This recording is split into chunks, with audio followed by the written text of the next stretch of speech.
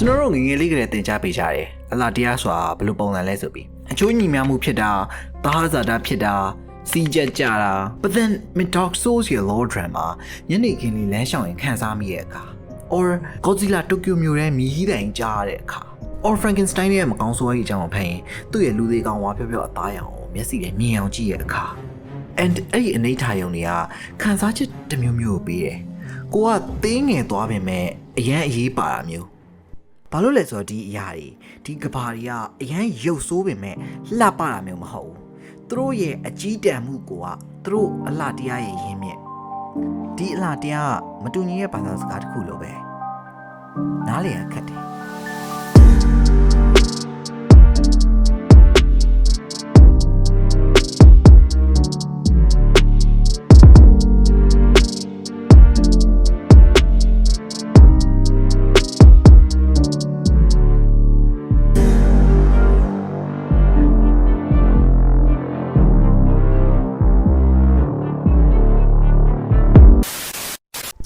ရုပ်စုချင်းအလားတရားဆိုတာတတိဟိုးအရင်ကလေးလှုပ်ရှင်ခဲ့တဲ့ဗီဒီယိုတစ်ခုရယ်။ဘာကြောင့်ကျွန်တော်တို့အားလုံးတစ်ခါတလေမှာအရန်ရုပ်စု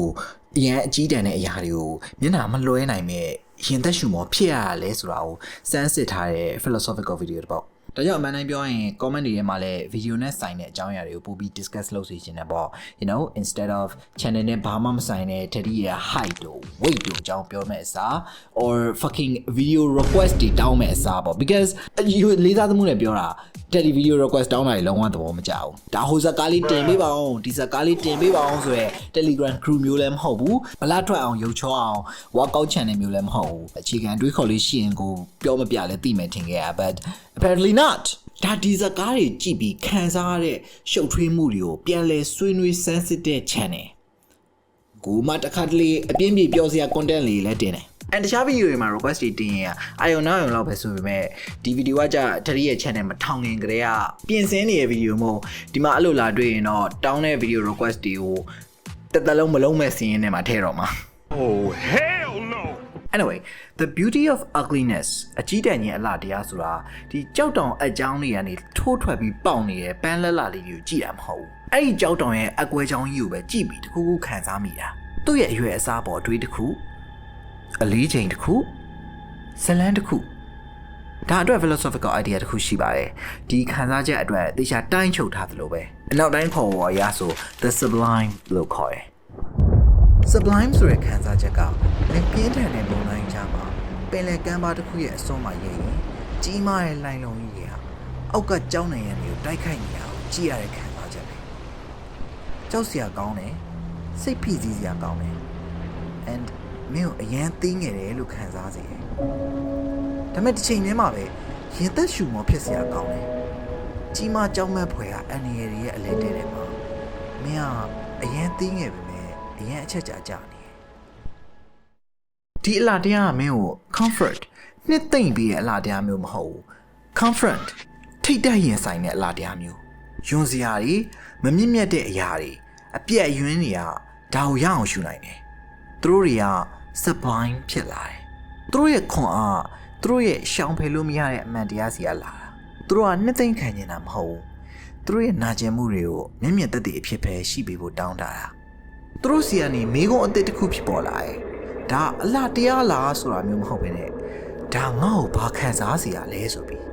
and အဖြစ်အားများသောအားဖြင့်အနှစ်သာရရှိတတ်တယ်အဖြစ်ဆိုးတွေရဲ့ပမာဏအရွယ်အစားကြောင့်အံ့ဩခြင်းနှဆိုင်လွန်းတဲ့နာကျင်မှုတွေအတွက်ကိယူနာ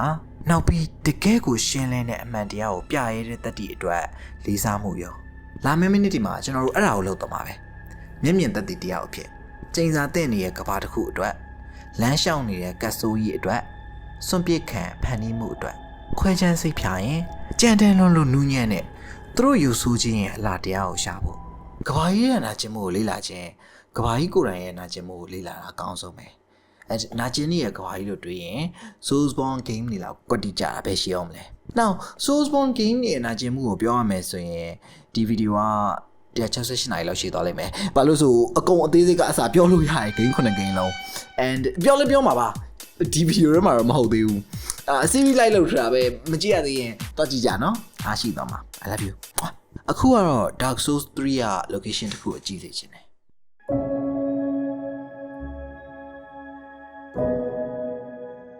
The Drag Heap Soulsborne game နေအထူးသဖြင့် Dark Souls series ကပြီးဆုံးတဲ့အရာတွေကိုပေးမပြီးဆုံးပဲအတင်းဆွဲထိုင်ကြားလာတဲ့အခါဒီအရာတွေကပျက်စီးယိုယွင်းလာမယ်ဆိုတဲ့အတွေးခေါ်ကိုအခြေခံထား The Drag Heap ကဒီမြို့တွေနန်းတော်ကြီးတွေအထက်ပြိုလဲနေတဲ့ကြောက်စရာပျက်စီးကြောင်းကြီးဘလို့ဖြစ်လာလဲဆိုတော့ထွန်းလင်းတောက်ပသောခေတ် Age of Fire လုံးဝသေဆုံးသွားတော့မှမို့လောကကြီးကဘာကြီးကိုနိုင်ကအကျော်ဆွဲတဲ့သဘောမျိုးပဲကဘာကြီးကမြေကြီးကဒီမှာအကုန်လားပြိုကြတယ် The Drag Heap ကြီးရဲ့အစမှာအဖွားကို Stone Humped Hag နဲ့တွေ့ရတယ်သူပြောတဲ့စကား At the close of the Age of Fire, all lands meet at the end of the earth. Great kingdoms and anemic townships will be one and the same. A great tide of human enterprise, all for naught. ဒီပျက်စီးပုံကြီးတိဆောက်ထားပုံကလည်းအရန်လာတယ်သူပြောတဲ့တိုင်းပြည်အပေါ်တိုင်းပြည်ပြိုကျနေတယ်လို့ဆိုပြီးတတိတို့တကယ်စော့ချီရောလဲအပေါ်ပိုင်းအပျက်စီးတွေက Dark Souls 3တဲ့ရပဲလော်ထရစ်တိုင်းပြည်ကအပျက်စီးတယ်အောက်ကိုဆက်ဆင်းလို့မြေပေါ်ရောက်တဲ့အခါ Dark Souls 2က Earthen Peak နဲ့အစိတ်ကန်ကြီးတွေတွေ့ရတယ်ဟိုးမြေအတွင်းထိဆင်းသွားရင် Dark Souls 1က Firelink Shrine ကိုတွေ့ရတယ်ဟာ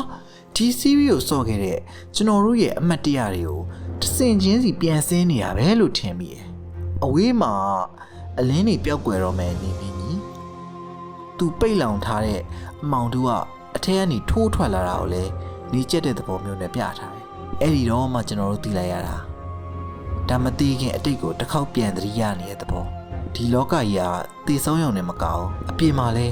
ဒါ Dark Souls series ရဲ့အဆုံးသက်ပဲဆိုတာကိုပြချင်တာဟီဒေတာကာမီယာဇာကီကသူ့ဇလန်းတွေကိုပတ်စံနဲ့ popularity ရဖို့အတွက်ဆွဲဆန့်နေရမျိုးလုံးဝမကြိုက်ဘူးပျော်ပြီးဇလန်းတစ်ပုဒ်ကိုပိတ်ပစ်တတ်တယ်ဒါအဆုံးသက်ပဲရအောင်တန်မိုးထားပြီးဆုံးသွားမှာဆိုတဲ့သူ့ရဲ့ယုံကြည်မှုဒါကြောင့်နောက်ထပ်မလာတော့မဲ့ကျွန်တော်တို့ချစ်မိသွားတဲ့ဒီလောကကြီးကိုအပြီးသက်ခံနေလေးမှာပေးပြီးနှုတ်ဆက်နေရသူအရန်ဆွေးမြေ့စရာခံစားချက်လေးပေါ့ and yet အရန်လဲလှပါတယ်ဘာလို့လဲဆိုတော့ဒီလိုမြင်ကွင်းမျိုးကခရီးသွားရင်အလားခံစားရတဲ့ view point မျိုးမဟုတ်ပဲဖက်ရှုဖို့ design ထားတဲ့မြင်ကွင်းတွေသူတို့ရဲ့အကြီးတန်းကြီးကစကလုံးလေးတွေကျိုးပဲ့နေတဲ့ပြည်သူကားတွေကနိုင်ငံတော်ကြီးတွေရဲ့မတည်မြဲမှုအနတ္တကိုပြတယ်ဒါ sublime ရဲ့ philosophy ပဲဒီ game တွေကကြောက်မက်စရာကောင်းတဲ့ခံစားချက်မုံတိုင်းကြီးတွေကိုပို့ပြီးလက်ပေါ်ကျလာတဲ့ပြားတွေကိုခံစားစေတယ်အဲ့လိုလုပ်ပေးခြင်းအပြင်သူကဆွေးမြေ့ခြင်းရဲ့အလားတရားကိုသာမကောက်ဘူးအလေးချိန်ကိုပါခံစားစေတာစိတ်ထဲရောနှလုံးသားထဲရပါဆွေးမြေ့ရဲ့ပချီကားတဲ့ Soulsborne ကဘာကြီးကနေကျွန်တော်တို့နောက်ထပ်ပျက်စီးမှုတစ်မျိုးကြည့်လိုက်ရအောင်ရှင်းကော့ဂျီလာ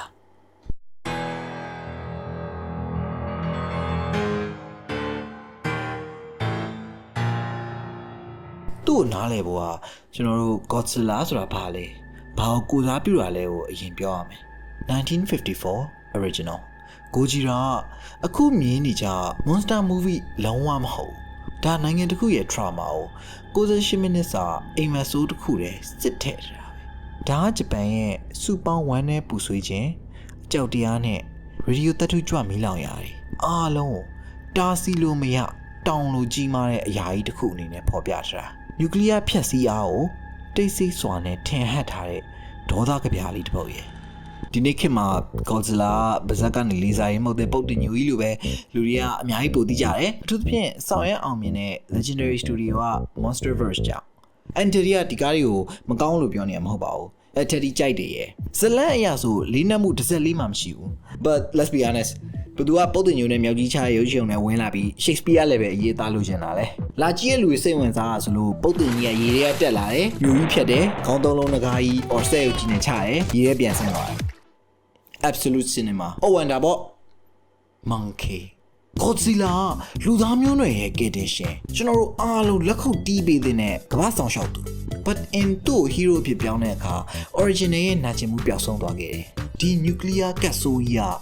fucking အိမ်မွေးတလိမ့်ဆန်တကောင်တသားဖြစ်သွားတယ် ဒါဒီ Monsterverse နဲ့မှမဟုတ်ပါဘူးဂျပန်ဘက်မာတွေက Godzilla လူတွေကိုကဲတင်နေပြီနောက်ကားတွေမှာ and Monsterverse မှာလည်းသူတို့တွေပထမဆုံးကားမှာ Godzilla ကိုတကယ်ကြောက်စရာကောင်းတဲ့အရာကြီးအဖြစ်ပြဖို့ကြိုးစားခဲ့ပါသေးတယ် Godzilla ကြီးကမြူတွေအရေးထဲကနေကြီးမားအန်ရယ်များတဲ့အရာကြီးလို့ပြခဲ့တာပိုစတာတွေပဲရှင်ကြည့်ပထမဆုံး Godzilla ကအများကြီးပို dark ဖြစ်တာသိတာရယ် but နောက်ပိုင်းမှာကျသူတို့ fan အများစုက no name စင်သေးတဲ့သူတွေလည်းသိရော power လက်သီးနဲ့လူဝင်ကြီးတွေဖြစ်လာတယ်ဆိုတော့အမှန်တိုင်းပြောရရင် original ကားတစ်ခုတည်းရဲ့ fan တယောက်အနေနဲ့တော့ဒီ Monsterverse အပေါ်စိတ်ပြတ်မိတယ်ဒါပေမဲ့2016လွန်ခဲ့တဲ့ fucking 10နှစ်ပါပဲ holy shit what the fuck မနေ့ကတနေ့ကမှထွက်တယ်ထင်နေရ Jesus 2016တုန်းက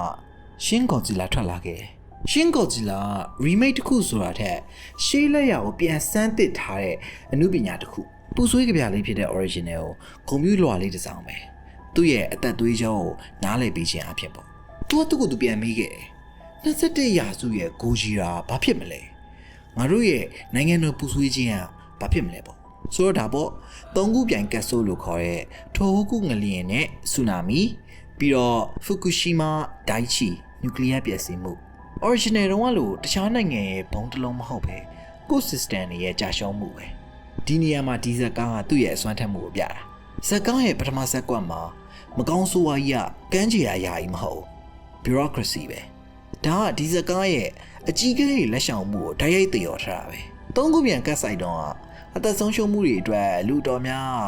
အန်ဒီလက္ခဏာတွေတွေ့ရတဲ့ဘာမှသိချမပြင်ဆင်ခဲ့တဲ့ဂျပန်ရဲ့အကြီးမှုတွေကိုအပြစ်တင်ကြတယ်ဇက်ကားထဲမှာလည်းအခန်းတစ်ခုပါသေးရဲ့ဒီအစိုးရကိုယ်စားလှယ်တယောက်ကလူထုကိုဂရီပေးနေရဒီတတဝါကြီးရဲ့ရေတွေတတဝါကြီးရဲ့ပြီးတော့ပြောတယ်သူကုန်းပေါ်မှာဘလို့မှအသက်မရှင်နိုင်ပါဘူးဆိုပြီးဇက်ကွက်နှစ်ကိုရောက်တဲ့အခါကျွန်တော်တို့ရဲ့တတဝါကြီးကိုအစ်စ်အမှန်တိုင်းတွေ့ရပြီအနောက်တိုင်းက Godzilla လို့အနိုင်ယူသူမဟုတ်ဘူးမကောင်းဆိုးဝါးတွေရဲ့ဘရင်ကြီးမဟုတ်ဘူးShin Godzilla နာမကျန်းဖြစ်နေသူ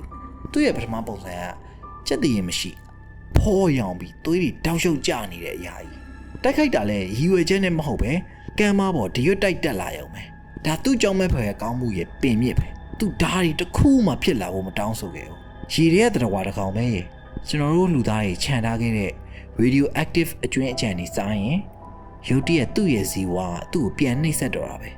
နှစ်တွေထောင်ချီပြီးကြာရမယ်စင်ကဲပြောင်းလဲမှုတွေကိုမိနစ်ပိုင်းအတွင်းဖြစ်လာတယ်အဲ့ဒါကိုတစ်ချက်တွေးကြည့်ခန္ဓာကိုယ်ရဲ့ cell တိုင်းကတေလိုက်အသစ်တွေတစ်ဖန်ပြန်မွေးလာလိုက်နေစက္ကန့်တိုင်းမှာဒါရှင်းဆုံးမြင်အောင်ပြောရမယ်ဆိုရင် acid ကန်တွေကိုစိန်ထားတာပဲအဲ့ဒါကိုမှလောင်သွားတဲ့အသားတွေကပြန်ပြီးထွက်လာအောင်ပါ and အဲ့အသစ်မွေးလာတဲ့အသားတွေကလည်းထပ်ပြီးလောင်ကျွမ်းအောင်ပါသူ့ရဲ့ DNA ကတအားကြောက်လန့်တုန်လို့တဲ့အနေအထားမှာရောက်နေတာပေါ့သူရေထဲကမနေနိုင်တော့လို့ထွက်လာရတယ်သူကုန်းပေါ်ရောက်တော့ခြေထောက်တွေဇွတ်အတွင်းထွက်လာတယ်မတက်ရနိုင်အောင်လို့ပေါ့ and အဲ့လိုရနိုင်တဲ့အခါဒီလူတိုင်းသိတဲ့ပုံရိပ်ကြီးကခွန်အားရှိတဲ့အားကြီးတဲ့ပုံရိပ်လို့မမြင်ရအောင်ဒါသူခန္ဓာကိုယ်ထဲမှာသူပြန်ပိတ်မိနေတဲ့တရားဝါဒကောင်ရဲ့ပုံရိပ်ပဲရှိရဲ့စက္ကန့်တိုင်းမှာသူ့ကိုယ်သူပြန်တိုက်ခိုက်နေတဲ့ခန္ဓာစကားကဒါကိုပြအောင်ပဲမဟုတ်အတန်နဲ့လေးပြောတယ် Who will know ဆိုတဲ့သချင်းလေးတစ်ပုဒ်အနေနဲ့ဒါဒီတရားဝါကြီးနေရာကနေဆိုထားတဲ့သဘောသချင်းထဲမှာကျွန်တော်တို့မိမတယောက်အတန်ကိုကြားရတယ်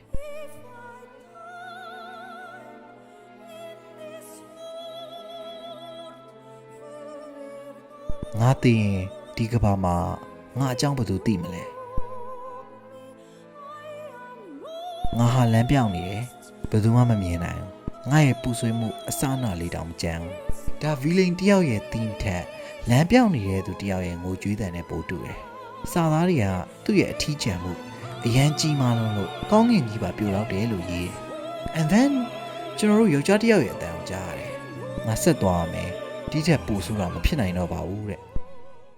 လူတွေကဒီသချင်းကိုအဓိပ္ပာယ်ကောက်တာနည်းနည်းလွဲနေကြတယ်ခွန်အားပေးရလားစိတ်သက်ချရလား but တကယ်က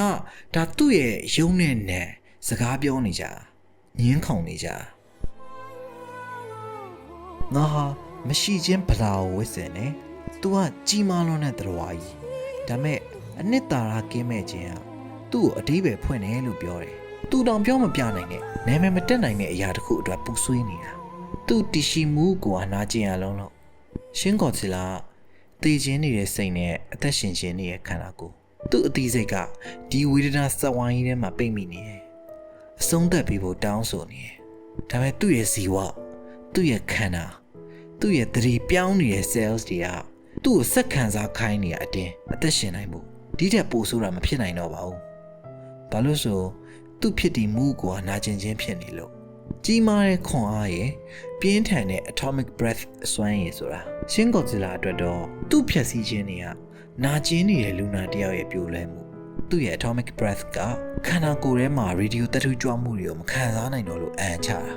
and အဲ့တချင်းကိုကြားရင်ကျွန်တော်တို့သိသွားရတယ်တခြားကော်ဇီလာတွေလိုမဟင်းဟောက်ခဲ့ဘူးရှင်းကော်ဇီလာသူနာလုံးလို့អော်ခဲ့တာအဲ့ဒါဒီစကားရဲ့အလားတရားပဲတခြား iteration တွေမှာကျွန်တော်တို့တွေ့ရပြီးသားအကြောင်းပြင်မိုင်းမှာကျွန်တော်တို့နားလေထင်ခဲ့တကယ်တော့ဇကားတခြားဒိဗေတစ်ခုကိုစောင့်ထားတာတေချာမကြည့်ရသူကအဲ့ခံစားချက်တွေကိုမြင်ရအောင်လောကကြီးကရှင်းကော်ဇီလာရဲ့ခံစားချက်တွေကိုမြင်ခဲ့တယ်လို့ပဲတေချာကြည့်ရှုသူတွေအတွက်ကြတော့လေကောင်းငင်တိမ်ကြီးတွေကိုခွင်းပြီးကြီးမားတဲ့သတော်ကြီးကိုမမြင်တော့ပဲကြောက်လန့်ပြီးအကူကြီးတောင်းနေတဲ့သူတယောက်ကိုပဲမြင်တော့တယ်အဲ့လိုကနေကျွန်တော်တို့ဒီအတွေးခေါ်ကြီးတစ်ခုလုံးကိုဖြစ်လာစေတဲ့ blueprint မူလပုံချမ်းစီရောက်လာပြီ Mary Shelley ရဲ့ Frankenstein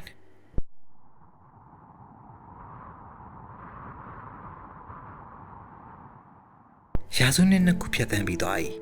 စာရေးဆရာမကြီး Mary Shelley က Frankenstein ကိုရေးသားခဲ့တာ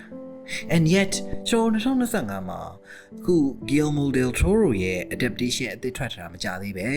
နောက်နှစ်ကျရင်လည်း Christian Bale ပါဝင်တရုပ်ဆောင်မဲ့ The Bride ကစောင့်နေသေးတယ်Oh by the way ဒီ segment မစခင်ပြောချင်တာကလေသူ့ကိုလူတွေက Frankenstein လို့ခေါ်ကြတယ်နော်အဲ့ဒါမှားတယ်ဒီအရာကြီးကနာမည်မရှိဘူးစောက်ထဲမှာ Frankenstein ရဲ့မကောင်းဆိုးအားကြီး Frankenstein's monster လို့ပဲရေးထားတယ်ဘာကြောင့်မို့လို့လဲဘာကြောင့်ဒီ story ကတားဆွမ်းကြည့်ရလဲဘာကြောင့်ကျွန်တော်တို့လူသားမျိုးစိတ်တစ်ခုအနေနဲ့ဒီမကောင်းဆိုးအားကြီးတစ်ကောင်ကပဲအမြဲ၆လန့်တာခံနေရလဲအပြည့်ရှင်းပါလေကျွန်တော်တို့ Dark Souls ရဲ့တေဂာနီဆဲဆဲကဘာကြီးကိုမြင်တဲ့ခံစားချက်ရှင်းကော်ဇီလာရဲ့အော်ငိုတန်တွေကိုကြားတဲ့အခါဝမ်းနည်းမှုလိုပဲဘာလို့ဆိုမကောင်းဆိုးရဲ့တနာစရာကောင်းလို့အော်သူမကောင်းတာကြီးလုပ်တယ်လူတွေလည်းတတ်တယ် sure but သူ့ရဲ့ကြမ်းတမ်းမှုကတင်ပြီးခံရတာလောကကြီးရဲ့ဖဲ့ချင်းချင်းကြောင့်သူ့ဖန်ဆင်းရှင် Victor Frankenstein ကကိုယ့်လုံဆောင်ချက်တွေကိုတစ်ချက်ပဲကြည့်ပြီးအလန်တကြားပြေးကြတဲ့ကသူ့ကန်သွားပြီသူ့အကြီးတန်းမှုကသူ့အပြင်မှာမဟုတ်ပဲအဲ့ဒါထောင်တစ်ခုအဲ့ဒီအကျဉ်းထောင်ထဲမှာထက်မြက်နူးညံ့ပြီးအရန်အထီးကျန်နေတဲ့စိတ်တစ်ခုသူ့ကိုယ်သူစကားပြောရဖို့စူးစမ်းပြီးသင်ခဲ့သူလောကရဲ့အလားနဲ့လူသားချင်းကြားနှွေးထွေးမှုကိုမြင်ပြီးတောင်းတခဲ့သူ့ကိုထာဝရအငင်းခံရတဲ့နှွေးထွေးမှုပေါ့သူ့ရဲ့ညီးတွားသံနေချောင်းဟန်သံတွေကမကောင်းဆိုးရတဲ့ကောင်ရဲ့နားလည်ပေးဖို့တောင်းပန်တဲ့စကားတွေတကယ်တော့ English literature အရေးသားမှာအနှစ်အရှိဆုံးပဲအခုမြင်ပြီလားသူကရှင်းကော်ဂျီလာအောင်မှလူသားတယောက်နှစ်ယောက်လုံးကသူတို့နဲ့မသက်ဆိုင်ပါဘူးဆိုတော့လောကကြီးရဲ့အတင်းဆွဲသွင်းခံရတယ်နှစ်ယောက်လုံးကပုံမှန်မဟုတ်တဲ့ဖန်တီးမှုတဘာဝကြောင့်အရန်ယွန်စရာအသွင်ရှိရတယ် and နှစ်ယောက်လုံးကသူတို့မရွေးချယ်ခဲ့တဲ့အထီးကျန်ဝေဒနာခံစားနေရတယ်